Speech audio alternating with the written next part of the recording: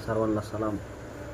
आजचं एक वचन मी त्या लोकांसाठी आणलं आहे की जे लोक बोलतात की हा येशू पण एक देव आहे. माझ्या प्रिय भावांनो आणि बहिणींनो, मी तुम्हाला सांगतो, येशू हा हा एक म्हणजे येशू पण हा एक देव नाही आहे. तर मी तुम्हाला सांगतो, येशू हाच एक देव आहे आणि त्याच्याशिवाय कोणी देव नाही. कारण की मी तुम्हाला सांगतो, जगामध्ये सगळे येऊन गेले की मी देव आहे, असे कित्येक लोक आले की म्हणतात मी देव आहे. पण माझा परमेश्वर तो असा जिवंत देव आहे.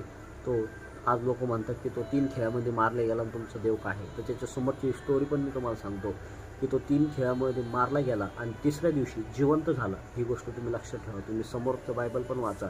आणि तो एक शब्द कधी बोलला असता तर पूर्ण पृथ्वी त्यानं नष्ट केली असती, पूर्ण पृथ्वी नष्ट झाली असती. कारण की पृथ्वीचा रचयिता, निर्माण करता आणि मनुष्य जातीला, तुम्हाला आणि मला निर्माण करता सुद्धा तो परमेश्वर आहे. पण तो अशासाठी त्यानं स्वतःचं रक्त सांगितलं की त्याला त्या रक्ताद्वारे तुमच्या आणि माझ्या पापांची क्षमा करायची होती.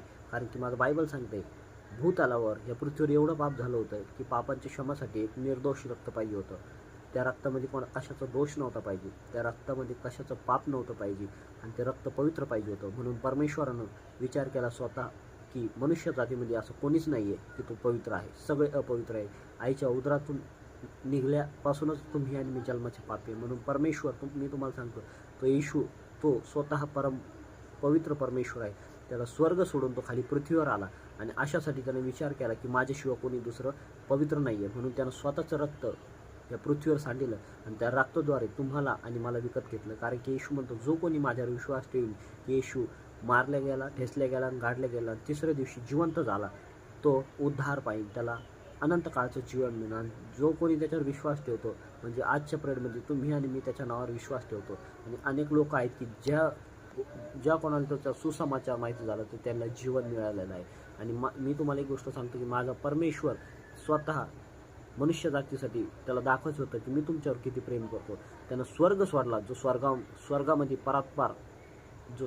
परात्पर निवासस्थान होता, तो त्यानं त्या स्वर्ग सोडून तुमच्या आणि माझ्यासाठी पृथ्वीवर आला, स्वतःचं रक्त सांडिलं आणि त्या रक्ताद्वारे तुम्हाला आणि मला विकत घेतलं.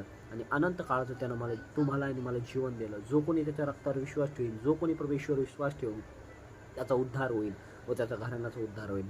आज मी तुम्हाला सांगतो, तुम्ही जगातल्या लोकांनी धनसंपत्ती जरी मिळवली असली, पण तुम्ही एवढी मोठी धनसंपत्ती मिळवली की ते तुम्हाला अनंत काळाचं सुख देणार आहे. हालेलुया.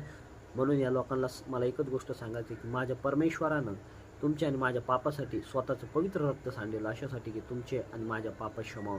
म्हणून येशूशिवाय कोणीही दुसरा देव नाही, तो पवित्र आहे आणि त्या पवित्र रक्तावर तुम्हाला आणि मला शुद्ध केलं आहे. आमेन.